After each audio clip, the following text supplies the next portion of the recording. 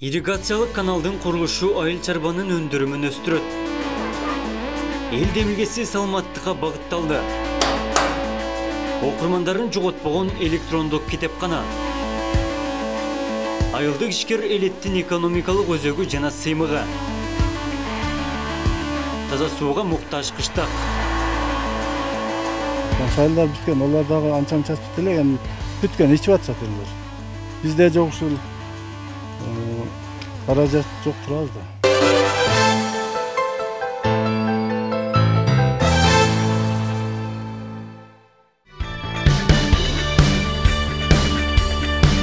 Көздөй программасы. Бұл ирет Ноқат районунун ири айыл өкмөттөрүнүн бири Насирдин Исанов айылында. Элеттеги алдыга карай жасалып жаткан аракеттерди жана калк муктаж болгон көйгөйлөрдү баяндап беребиз. Көрсөтүү айыл чарба тармагындагы ийгиликтүү ишкерлик чөйрөсүнө дагы багытталат.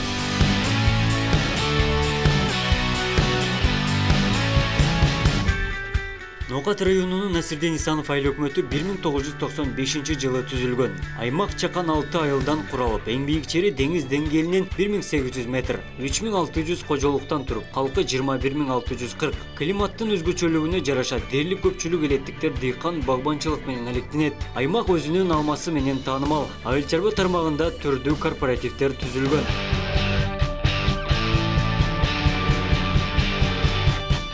Саламаттыктан улам алгач эле элден топтолгон каражаттын эсебинен курулуп жаткан айылдагы чакан ФАПтан кабар алдык. Курулушу кызуу жүрүп жаткан бейтапкананын чатыры жабылууда. Дээрлик айыл түптөлгөндөн бери медициналык жайга элеттиктер зар болуп келген. Пандемиянын таасири жергиликтүү жашоочуларга дагы түрткү болуп 1 миллиондон ашуун каражатка курулуш башталган.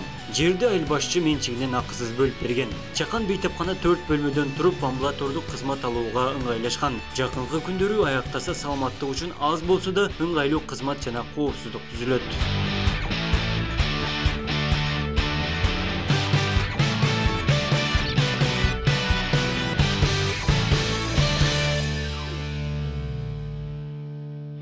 Агалбай аймактын Чештөбө айылында дагы бир бейтапкана салынууда. 2700 калкты тейлеген эски ФАП керектөөдөн эч ак эле чыгып калган.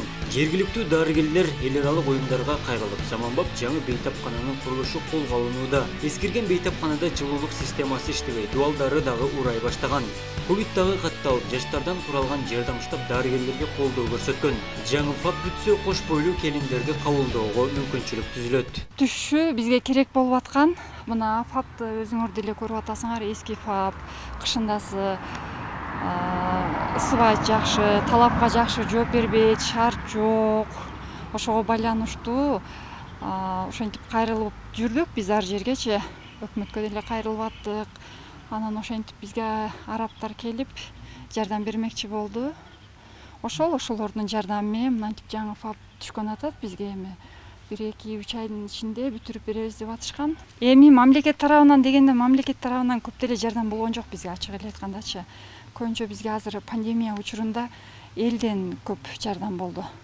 Атайын бизде азыр мисалы Ноқатка жардам деген штаб ачылып, алар аябай жардам берди. Өзүбүздүн Исанов айыл өкмөтүбүздөн дагы ал жерден дагы атайын демилгечи топ түзүлүп, алар аябай жакшы жардам берди.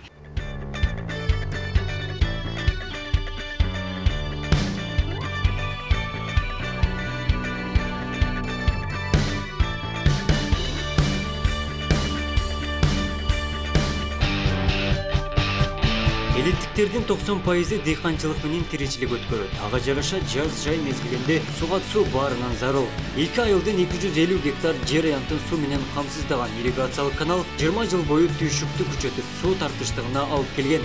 Жай мезгилинде таштандылар толуп, каналды жаш балдар чакалап кирип тазалап турган. Өлкөнүн ирригациялык каналдарды куруу программасынын каржылоосунда жаңы канал төптөлгөн. Жергиликтүү өкмөттөн 350 миң, райондук суу чарба башкармалыгынан 600 миң каражат сарпталган.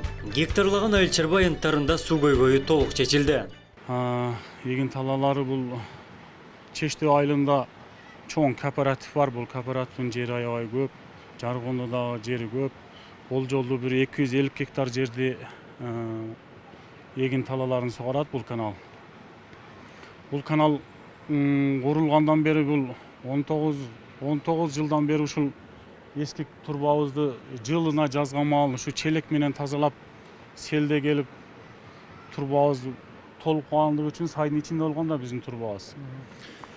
Толуп калганы үчүн жылда ашар менен шуну челектеп, чакалап, чыгарып, тазалап жүргөнбүз да. Анан эми быйыл башка бир пландарды ойлонуп, сүйлөшүүлөр менен, Нокат суу чарбасы менен сүйлөшүүлөр менен ушул ишти аткардык быйыл. 950 миңдей акча кетти. Ушуну бир айдын ичинде каттуу ваткоз менен өзүбүз 2 ай биригип ашар кылып, ушу жолду ушу турбаны орнотуп коюп, мына лотокторду коюп, ушу сууну өткөзүп алдык. Элибизге керектүү маалда сууну өткөзүп алдык да. Дыйкандарда эч кандай көйгөй жок. Азыр дыйкандарда 2 айылда эч кандай көйгөй жок. Быйыл суу кеңири болду.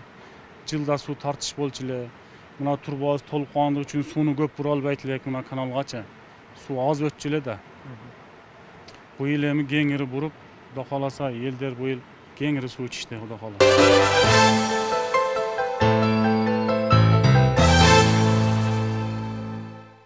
Жаш өспүрүмдөрдүн сунушунан улам айылга дагы жаңы курулуш футбол аянтчасы түптөлүүдө. Элдин эсебинен аянтчага 2 миллион каражат чогулган. Айылдан чыккан ишкерлердин дагы салымы бар.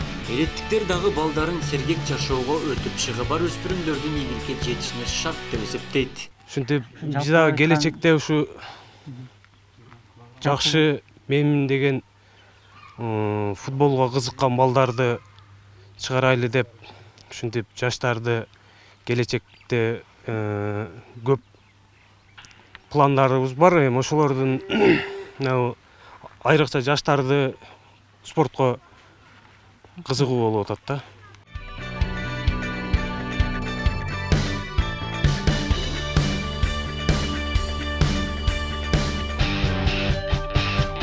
Айылдагы бирден бир эл көп барган бул заманбап китепкана. Дүйнө өзгөрүп технология түрдүү шарттарды сунуштаса да, элеттиктер китеп окууну көнүмүш адат бойдон калтырган. Китепканада 7000ден ашуун түрдүү багыттагы китеп бар. Окурмандар карантин учурунда 2 эсе көбөйгөн. 25 жылдан бери китепканада иштеп келе жаткан халта жайым. Элеттиктерге бирден бир руханий азык тартуулаган жай бул чакан гана бөлмө экенине токтолду. Китепкананын бул эл үчүн өтө пайдалуу жагы көп. Мисалы үчүн башка жерден убагында, башка жактардан албаган эмелерди, окуяларды болбосо бир мамлекеттик бир саясий иш болобу, башкаларды ушул китепканадан алышчу эле. Эми азыр мына телефон болуп калып, азыр адам аз келсе деле бирок келет, келбей койбойт. Өзүнө жараша окурмандарым бар эми, ар бир эмеси боюнча. Анан жакынкы 3 жылдын аралыгында жок, мына 3-быйыл дагы сан ариптештүү 3 жылдан бери ушу сан ариптештирүү боюнча биз дагы китепканачылар китептердин баардыгын ушу компьютерге түшүрүп, баштагыдай мына эмелерге бүтүн формуляларга жазган эмелерди ушул сан ариптештирсек, эгер бизге дагы жеңил болот экен, окурмандарга дагы жеңил болот экен. Ошо киришкенбиз. Анан бардык китептерди эсебин чыгарып, алардын канчанчы жылы чыккан, кимдин китептери, канча акчасы бардыгын эмеге түшүрүп, келген эме окурмандарды дагы ошо электрондук эмеге түшүрөбүз деген ниетибиз турат. Эми жакын арада ошол дагы болот деп турабыз. Эми жакын аралыктагы китептерде, жаңы китептерден азыраак, бирок жакын арадан бери жакында келип атат. Мына кече ушул мына кыргыздар деген 20 том китеби келди эле, ушулун алып келдим. Эми дагы оштон дагы бөлүнүптүр, эми Кудай кааласа көбүрөөк бөлүнөт окшойт. Жакын арадан бери жаңы китептер эми азыр жакындан бери келип атат да.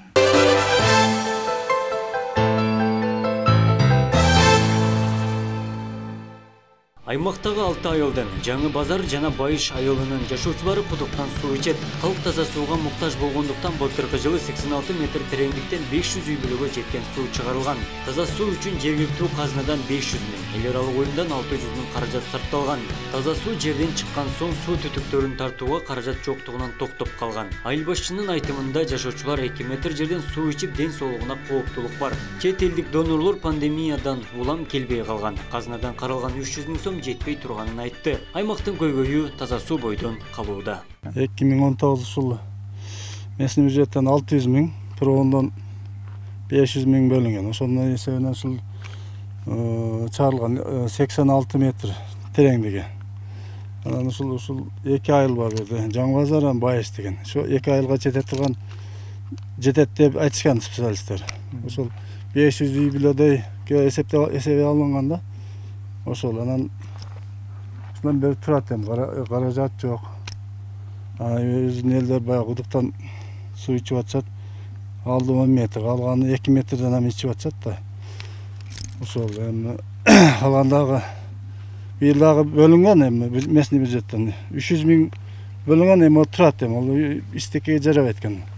Анан 2,5 километр көчөлөргө турба көмүш керек. Ошолорго араптар менен сүйлөшкөн элек. Келбей ушу быйылкы кырдаалга байланыштуу келбей турат. Олар дагы айтып атышат, эми жардам берет, Кудай калсын ашыкса. Келип иш жүрүш баштаганда жардам беришет. Алар канча жылдан бери баягы кудуктан суу ичип келди? Канча жылдыр? 20 жылдан бери окшойт алды. Шундай болуп калды. Коңшу айылдар бүткөн. Коңшу айылдар бүткөн. Олар дагы анча-мунчасы бүт элек, эми бүткөн, ичип атышат элдер. Бизде жок ушул каражат жок турабыз да.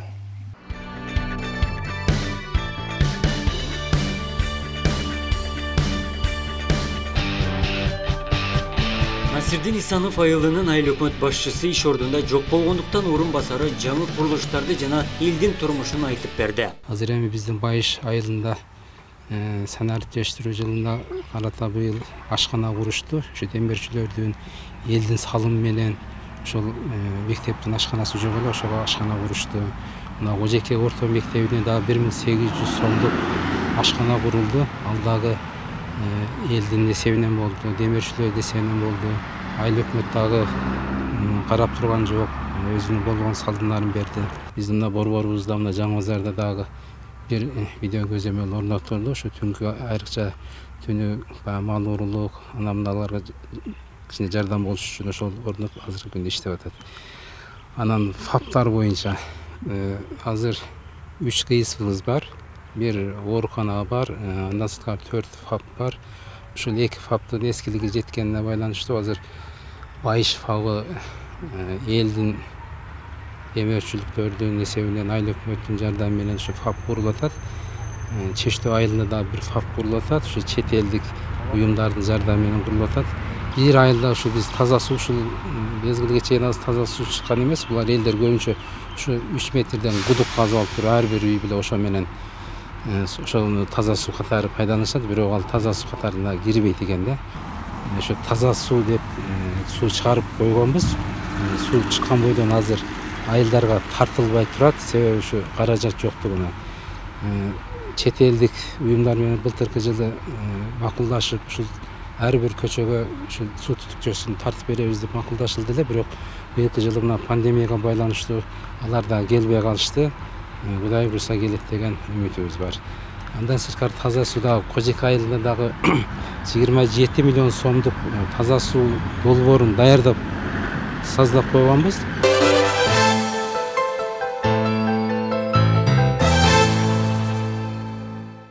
Айылдын эң сыймыктуу ишкерлеринин бири жана өндүрүш өрүш алган Абдулазиз Маматовдун алма багына багыт алдык.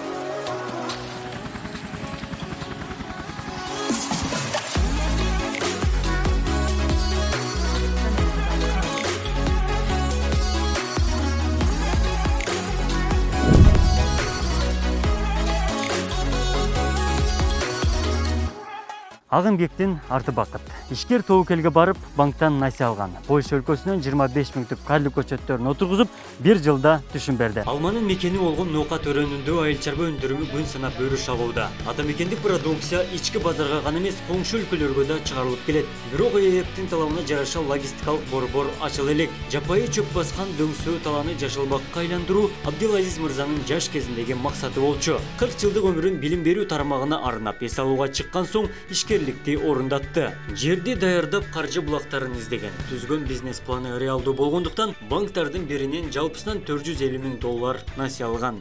Баштак өздөштүрүлбөгөн жер бар эле. Ушул жерди бир өздөштүрсөк, ушу бак кылсак, элге журтка кызмат кыла турган бир жакшынакай бак болсо деп көп эңсечелем да. Буга аракет баштарактан баштап, аракет кылып аттык. Эми бул баягыдай кичине колдоо болуш керек экен ага. Анан кийин ушул жерден 10 гектар жерди беришти. 10 гектар жерди алгандан кийин биринчи бунун айланасын тосуш керек экен. Айланасын периметр тоспосок бул жерде жалаң мал, сал, жылкы, пылкы дегендей ушундай жаныбарлар жүргөн жер эле. Айланасын биринчи тостук. 1800 метр аралыкты жалаң тосуп чыгылды. Андан кийин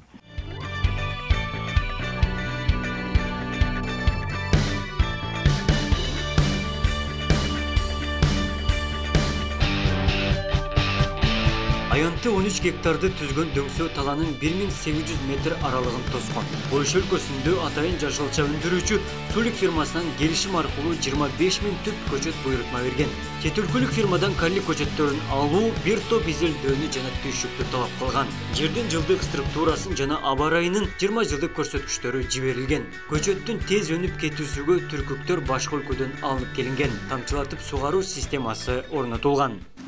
Өзү жана айтып кеттим, 4 түрдүү алма келинген. Ошонун ичинде булар Red Cup деген алма. Бул биздин жанагы немеге окшоп кетет экен. Жана Крипсон деген алмабызга. Бирок Крипсондор азыр пишип калат. Булар февралдарга барганда анан кийин өзүнүн даамына кирип, өзү даяр болот экен да жешке. Бул деле жана 4 түр Польшадан келген, э? Ооба, Польшадан келген Red Cup деген сорты бул. Булар ушундай болот экен, мындай көбүнчө мындай жанын алат экен алма. Эми буларга мына тамчылатып сугаруу. Тамчылатып сугаруу мына жерде ар бир 50 сантиметрде тешикчелер бар. Ошо тешикчелерден тамчылап турат. Бирок мунун өзгөчөлүгү ошо тешикчелерде ар биринде бирден клапан бар. Клапан açıp жаап турат. Жанагыдай тракторду бир 3 тонналык шестинан илип, эки жагынан тешип алып туруп, эки жагынан балдар кармашып, шланги менен куюп атышты да сууну. Көп суу кетет экен, аябай кыйынчылык болуп атты. Жакшы Кудай неме болуп, ошол жылы жамгыр Кудай берсе болобу жакшылап былтыркы жылы. Алмалар кыйшайып калганга чейин жамгырды берди да. Ал бизге чоң жардам болду. Эми бул жерде мына тамчылатып сугаруу бул өтө жакшы нерсе экен. Айрыкча мынандай адыр жерлерине. Себеби мына жерден кичине эле суу кое берсең азыр аягына чыгып кетет. Мына жер жеп кетет. Бул тамчылап жарым саатта уже 1 литр суу берет экен. Жарым саат. Ар бир түпкө. 10 саат кое турган болсок, бир түп алма 20 литр суу ичет экен. Ошондо өзүнүн ченеми боюнча күнүнө канча берилет? Күнүнө ушу 20 литрден суу ичип турат. Күнүнө эмес, бир жумада бир коюлат. Бир жумада бир коюлуп турат. Андан кийин буларды айрыкча жанагы тамчылап сугаруунун өзгөчөлүгү берки өзүбүз алмага суу коюп жүргөнүбүздө башынан койсок, аягына эм суу жеткенде чыкты деп туруп жыгабыз да. Аягы толук ичпейт. Буларда бардыгы бирдей. Биринчиден суу эконом болуп атат. Суу эконом. Түшүмгө да аябай. Түшүмгө да аябай. Түз болуп атат. Анан кийин дагы бир өзгөчөлүктөр буларга баягыдай семирткичти. Ол жерден эле тамчылап сугарга 6 тонналык бочка бар. Ошо бочкага куюп коюп туруп, бу сууга кошуп беребиз. Ошого кошулуп тамчылай берет. Анан кийин жалбырактан беребиз. Жалбырактан жана тракторго неме куюп туруп берет. Жалбырактан кетет. Мына ошондо мына бир эгилгенине 1 жыл болду, э? Эгилгенине былтыркы жылы ушулар 19 апрелде 19 жылы эгилип бүттү да. Азыр эми неме берди, түшүм берди. Ооба. Алдыңкы ошо жанагынын айтсаңыз, мисалы бир түп дагы чоңоюп калганда 50 килограммга чейин. Бир түп алманы поляктардын өзүнүн берген немеси боюнча, маалыматтары боюнча 70 килограмм берет бир түп дейт. Бизге 50 килограмм эле болот эле. 50 килограмм берсе, ошону 25 түп көчөт бар бул жерде. 25 000 түптөн жакшы эле тонна түшүп калат. Көчөттөрдү эккенден кийин кооптуу жагдайлар көп болгон. Алманын жаш көчөттөрүнө оору түшүп, жалбырактары бырышып кеткен. Ошол убакта тажрыйбалуу багбан адистердин жоктугу ишкерди түмөндүү ойлорго салган. Мындан улам ноокат алма сатылышындагы атайын корпоратив түзүп, алма багына 2 кабаттан турган имарат салууда. Багбан жана дыйкандардын башын бириктирип, тажрыйбасын арттырсам дейт. Эми башында бизде жанагы анан шунча нерсени алып туруп, бул не знаю, бизге такыр тааныштыгы жок алманы эгип алып кандай кылабыз деген ой пикирлер пайда болуп атты да. Анан кийин баягы неменин неме бар эле. Мына Адам Жексондун бир китебин окудум эле. Ошол китепте жазган экен, жанагы эгерде кармашка чыккан болсоң, жеңишке жетем деп туруп эсептегин. Жеңемби, жеңбеймби дей турган болсоң, анда жеңилгениң деп. Жеңишке жетем десең, ошондо жеңгениң деп. Кудай кааласа давайды, болот. Болот. Кудай өзү колдосун деп туруп башта бердик да. Бул чоң суммага анча-мынча рисковать этиш өтө кыйын сумма. Анан башта бердик.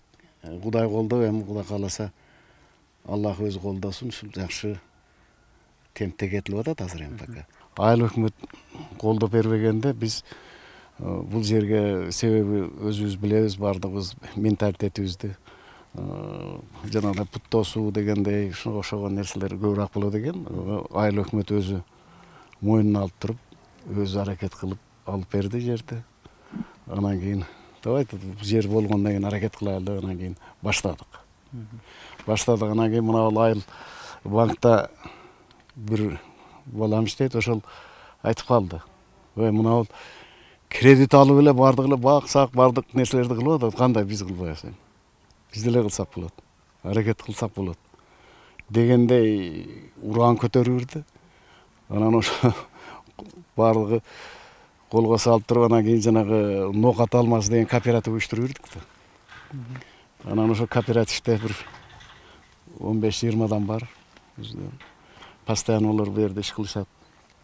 Анан бул жерде мына айылдын келиндер, балдар келишип, булар жардам беришет. Жумуш орун болуп калды да көбүнө. Ооба да. Жумуш орун болуп калышты.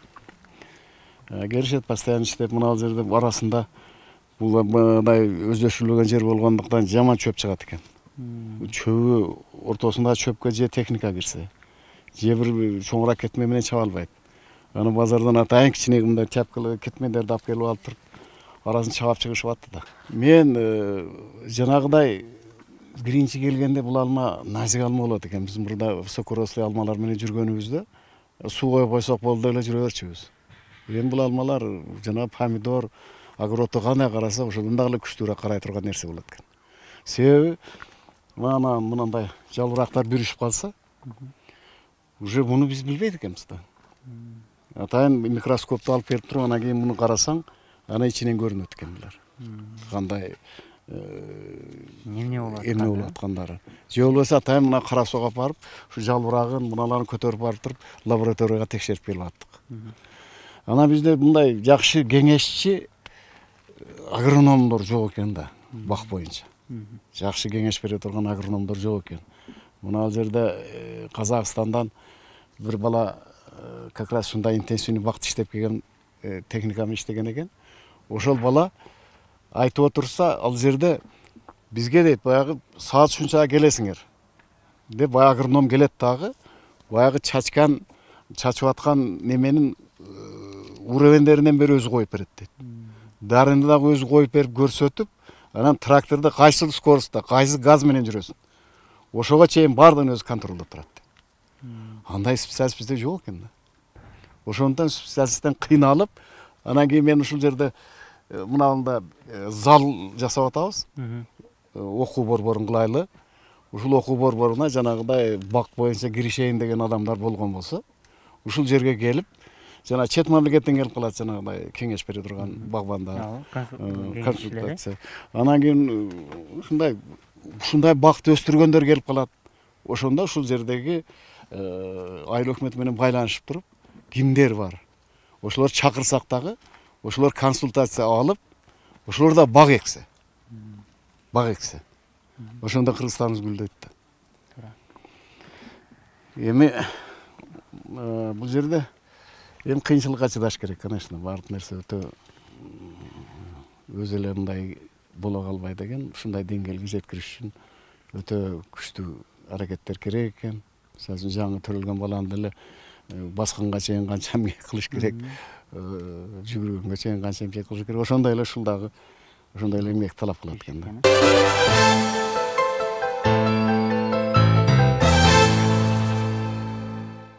Абдилазиз мырзанын үй бүлөсү ишкерликти түптөөгө салымы чоң. Эң биринчи эле жубайы бүт аракетин жумшап күнү-түнү көчөттөрдү карайт. Учурда алгачкы түшүмдөрүн Бишкек жана Ош шаарындагы гипермаркеттерге жөнөтөт. Багымда алманын алдыңкы 4 түрү болгондуктан суроо талап күч. Жолдошум дагы ушундай ушул биз ушул бир көп жыл педагог болуп иштедик, жолдошум экөөбүз тең. Андан кийин ушул ардактуу ушул эс алууга чыкканда, анан биз дагы ушул жерлерге кызыгып, ушундай бир сонун ушул кайракы жерлерди ушу гүлгө айлантып, ушу жакшынакай кылып бактарак эксек деген ушу бизде идеялар, максаттар болгон эле. Аны дагы ушу жолдошум ушу дайыма ушу үйдөгү балдар менен биз менен макулдашып 15 гектар жерге ушундай сонун Карлик көчөтүндөгү алмаларды тиктик. Анан дагы ошо эмгегин жакшы эмгектин натыйжасында мына ошентип жакшы түшүмгө ээ болуп отурабыз. Кудай буюрса алдыда дагы биздин максаттарыбыз жогору. Кыргыздын жакшы макалы бар. Жакшы адамдан бак калат, жаман адамдан жүрөккө так калат дейт. Ушул максатта биз ушул бактарыбыз жакшы болуп, педагогтук кесипте 40 жылдан эмгектендик. Андан кийин ардактуу эс алууга чыктык. Ошо эс алууга чыккандан бери биздин өтө ушул ден соолугубуз үчүн, ушу балдар чакаларыбыз үчүн бул өтө жакшы ушу ден соолугубузга пайда болсун деп ушундай мына ошо алма бакта мунун ар бирини ушундай чын дилден жакшы карап, жакшы ушундай үзүрлүү эмгекке жетип отурабыз. Алма аянтында 20дан ашуун жергиликтүү жашоочулар туруктуу жумуш орду менен камсыз болгон. Тамак ашы берилип күнүнө 500 сом төлөнөт. Жумуш мезгилге жараша кыйынчылык жараткандыктан кирешиге карап эмгек акы дагы көтөрүлөт. Биз бул алма бакта 2 жылдан бери иштейбиз. Алманы ошондой биринчи нанда алпыштан күнү тартып, бул көчөт алма жаш болгон. Буну биз мына жерден бир байлап, анан мына жерден да бир байлаганбыз. Ага шүгүр, ушудан бери жумуш болуп, ушу үйдө келип жумушуну аткарып атабыз. Андан кийин дагы бир бунун тагын аябай чөбүн тазалаганбыз, оргонбуз бардыгына. Ошентип жакшы болду алмабыз быйыл. Былтыр үзбөдүк, быйыл Кудайга шүгүр мөмөгө кирди. Алмабыз жакшы, казайыбыз дагы жакшы, өз убагында акыбызды алабыз. Канча немен алат? Канча аласыздар? 500ден алабыз. Күнүнө? Эми будан да жакшы болсо эми көбөйтөбүз деген ой бар. Кубаттуу экономиканын түзүлүшүн атамекендик өндүрүм колго алары анык. Андыктан мамлекет өзгөчө элет жеринде ишкерлик кылууга мүмкүн болушунча жеңилдикти жана каржы булактарын тартууда. Ал эми иш бирги ишкерлер элдин жана экономиканын негизги түркүгү.